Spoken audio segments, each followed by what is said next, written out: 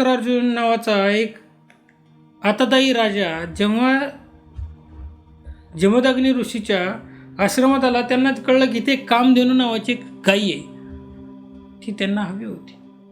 ती द्यायला नकार दिला असता सहस्त्रार्जुनानं काय केलं? जमदग्नी ऋषींच्यावर हल्ला केला आणि त्यांना मारलं.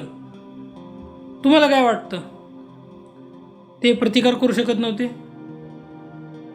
त्यांच्यात शक्ती होती, युद्ध करण्याची कला होती, सगळं तर होतं, पण त्यांना शरीराचा मोहच राहिला नव्हता. ते सिद्ध पुरुष होते ना. संत असेच असतात हो, संतांना शरीराचा मोहच राहत नाही.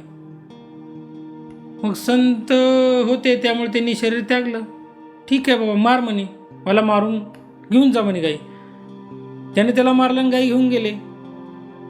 मला एक सांगा, जर प्रत्येक संसारी माणूस जमदग्नी ऋषीसारखा बनला आणि अहिंसा पाळली तर वाटतंय हा समाज सुखी होईल, या समाजात लूटपाट थांबेल? नाही थांबणार. लक्षात घ्या, संसारी माणूस, आणि मला हेच सांगायचं आहे, संसारी माणूस आणि ऋषी आणि संत हे दोन्ही वेगवेगळ्या गोष्टी आहेत. संत आणि ऋषी असतात, त्यांचा फक्त परमेश्वराशी संबंध असतो. ते परमेश्वराच्या सान्निध्यात इतके गुंगलेले असतात की त्यांना मरणाशी काही संबंध नाही राहत. पण तुम्ही संसारी आहात.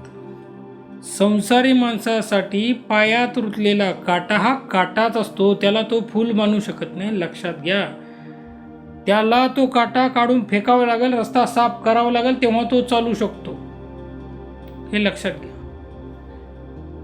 दुसरी गोष्ट, संत जे असतात ना, त्यांना आतल्या शत्रूशी म्हणजे काम, क्रोध, लोभ याच्याशी लढायचं असतं.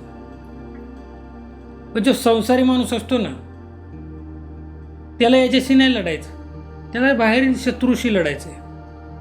कळलं तुम्हाला? बाहेरील शत्रूशी लढायचं आहे. शत्रू तुमच्या घरात येईल, तुमच्या आया बहिणींची इज्जत लुटल, त्यांचा खून करेल, आणि तुम्ही अहिंसा म्हणत बसाल? बिलकुल नाही. त्या क्षणी तुमच्या हातामध्ये शस्त्र असायला पाहिजे.